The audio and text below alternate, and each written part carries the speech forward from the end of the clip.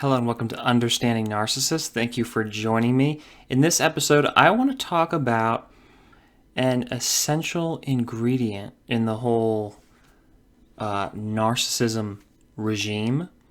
And when I say regime, I mean that the whole experience arc you will undoubtedly experience if you are in fact dealing with a narcissist. How you're going to feel, what you're going to feel, typically in what order. And so experience serves to encapsulate all of that information, all the things you're going to perceive, a lot of the emotions you're likely to feel. This thing is, like I said, essential. And while it's essential, it may not be unique to narcissists. I wish I could say that it is, but it may not be unique to them. It's extremely intense with them. It's extremely, necessary in order for them to get you to where they want you, where exactly they want you to be. And it may also be not entirely conscious. It may be less of a deliberate effort and more of an sort of narcissist instinctual response. So let me get to it. It is the feeling of uncertainty about the state of their own narcissism. When you're around a narcissist, your initial response, instinctual or what have you, whatever it is, the feeling in your gut that tells you there is something wrong with them, will be targeted and suppressed by them in an implicit, indirect way. They will never acknowledge it. If you ever bring it out, if you ever express or communicate that you think there is something wrong, they will use it against you. This feeling that something is going on combats the illusion and the logical sort of, pseudo-logical cloud that pervades and permeates the narcissist's illusion. So I'm not trying to be poetic here. I'm actually trying to find the best words because that's how it feels, at least to me and perhaps to you too as well. What it is the conflict between the your emotional understanding, your emotional experience, and what they're actually doing. So basically, your gut instinct is saying something is wrong, and their illusion is saying no, it's not. And because of the somewhat logical basis that they have for the illusion, the things they use to not really justify but validate it, again in an indirect way without ever bringing it up, you have this conflict within you that's saying there's something terribly wrong here, and then you waver back to, no, there's nothing wrong. There can't be.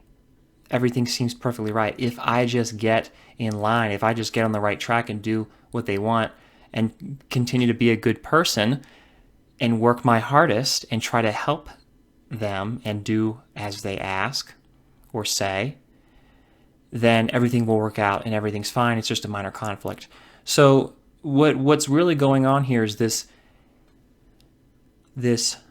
subterranean pool that all the bad stuff is flowing around in, all the bad emotions is hidden. And so occasionally you see like a little spring shoot up at the surface, and then you quickly run over to plug it. And you think, no, nothing's wrong. It's just this minor thing we just fixed.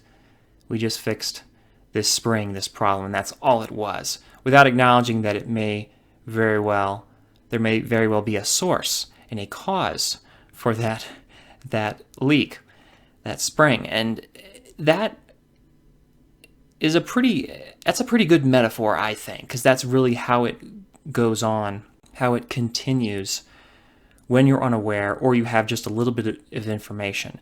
The first experience with them, or the first experience of that particular phenomenon, is going to be I don't want to say it'll make a large impression on you, but it is something you'll experience when you feel something's wrong, and then it is gradually suppressed by them. Again, in an indirect way. That's one of the things that the characteristics of narcissism that make it so powerful is how they're able to do things and move things without you knowing it. It's just a mechanism that automatically acts and works all the time. And it's a way of conversation, a way of thinking, a way of interacting with them and their relationship with the world, and pulling you into that so that there can be nothing wrong with them. There's always an excuse, there's always a reason. And the reason it's there is because there is indeed something very, very wrong with them. And it's unfortunate that very sophisticated mechanism protects them in there and thereby ensures that they'll never improve. Or maybe it's there because they're not going to be able to improve anyway, and that's the only way they can survive. Either way, it's bad news for you, it's bad news for me. However, it's also a glaring sign. As I said at the beginning of this video, it's not that no one else does this, but it's that narcissists do it, and they have to do it, and it's always there. And doing it may be too strong of a word. It may be too strong for me to attribute it to a conscious effort, a deliberate action or plan or scheme by them. It sort of just happens. That self-conflict you will have, that really unnerving rumbling you kind of feel inside because you know something is wrong, and it tapers off, and then sometimes it comes back because you realize, man, something is really bad. But then you get into that whole track where you have an excuse for everything, just like them. Now you're thoroughly immersed and embedded in the illusion, and you have a stake in it. You're becoming a part of it. Now, it's not your illusion. You think it is, but it's not. It really doesn't have much to do with you. It's about them. The only part it has to do with you is your own personal weaknesses and insecurities and problems growing up. I don't mean to offend you. I hope I don't. I have the same thing, where you allow that type of thing to happen. You facilitate it, because it's not going to happen unless you facilitate it, because they're dependent and they need you to prop them up in that regard. But when you do that, when you do support them, then that begins to take over your life, especially when you're not aware of it. And that's why understanding is the first real step. But then trying to reconcile that understanding with that, the emotions that you feel, can be difficult at the outset because they don't seem compatible. It doesn't seem to make sense that all of this could be real. And even though you have that emotional gut instinct that tells you something is wrong, you will suppress it until you reach a certain breaking point of a sort where there's some equilibrium, I guess. So all the while, you're always wavering back and forth over this point, trying to decide there's something wrong with them or there's nothing wrong with them. Notice a point of critical importance here. The question is there something wrong with them? And if there is, it's terribly wrong. Or there's nothing wrong with them at all. Those two extremes don't make a whole lot of sense, do they? If anybody has absolutely nothing wrong with them, well, I've never met anyone like that. And then, or they have everything wrong with them. It's very narcissistic, isn't it? The two choices. It's really inherent in the illusion, this kind of choice presentation that you have to cope with.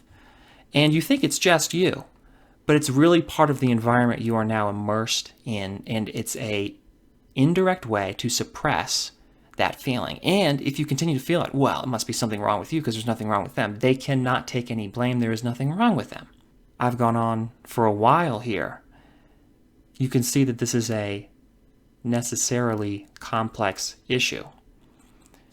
Being necessarily complex, it doesn't owe itself to an easy solution. It's really a slog to try to get through it, because you're going to go back and forth and back and forth, and you will make a decision about them at some point. It will eventually break. The levee will break at some point, and the truth will be revealed to you. Even then, though, you'll still wonder to what extent there's something wrong with them. I have always found that whatever I suspect they've done, or what I suspect they're feeling and what's really going on in their minds, there are points where it does break down and reveal itself as being entirely true. It doesn't happen much, but when it does, it really seals their fate, at least in your mind, who they are, what they really are, what they do. When that happens, you do reach a point of conclusion.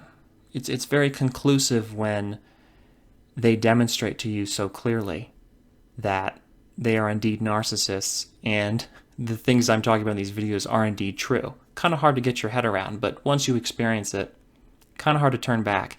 It's also important to note that once you reach the wavering point and you're aware that you're going back and forth between them, that's really the beginning of the end, because then it becomes a constant losing battle for them, because they're never going to exonerate themselves. They can't, because they're narcissists, and because of their lack of flexibility and other things, they're never going to be able to totally change in order to accommodate this problem and really convince you that they aren't, because they are, and they're always going to do it. So at some point it'll break.